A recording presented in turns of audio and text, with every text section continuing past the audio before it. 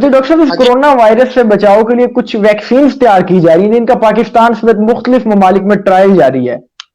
तो मुख्तलिफ ममालिक है, चीन, अमेरिका, रूस, पाकिस्तान, बरतानिया, इन मुल्कों में ये वैक्सीन तैयार की जा रही है। इन ममालिक की वैक्सीन में फर्क क्या होगा और कौन सी वैक्सीन जो है वो सबसे ज्यादा इफेक्टिव होगी? इसका कोई भी साइंटिफिक प्रूव नहीं है, क्योंकि ये फिलहाल जो है ना अंडर ट्रायल लगा रहे हैं लोगों को।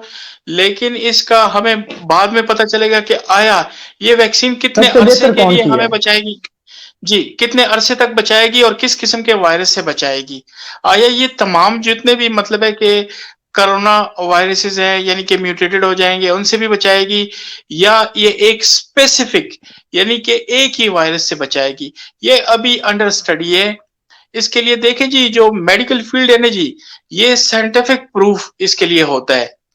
इसमें हर एक चीज का हम रिकॉर्ड मॉनिटर करते हैं, क्या हुआ है, कैसे हुआ है, कब तक हुआ है, बचाव कब तक, यानी कि हमें ये अभी फिलहाल ये यानी इसका अभी कोई अंडर ट्रायल होगा, उसके बाद इसके रिजल्ट्स आएंगे, मुख्तलिफ वैक्सीन के रिजल्ट्स को आपस में कंपेयर किया जाएगा, जो सबसे ज्यादा बेहतर होगी उसको जो उसमें उसको पाकिस्तान के लिए चुना जाएगा।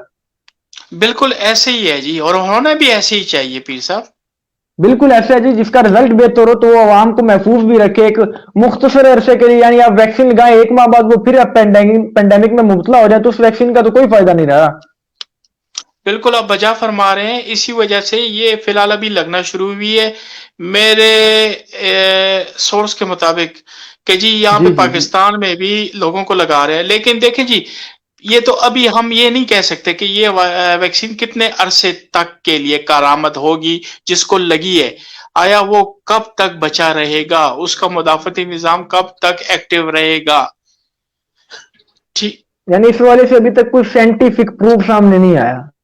नहीं जी, ये स्टडी तो अभी होनी है ना जी, अभी तो शुरुआत है ना ठीक। पीर साहब।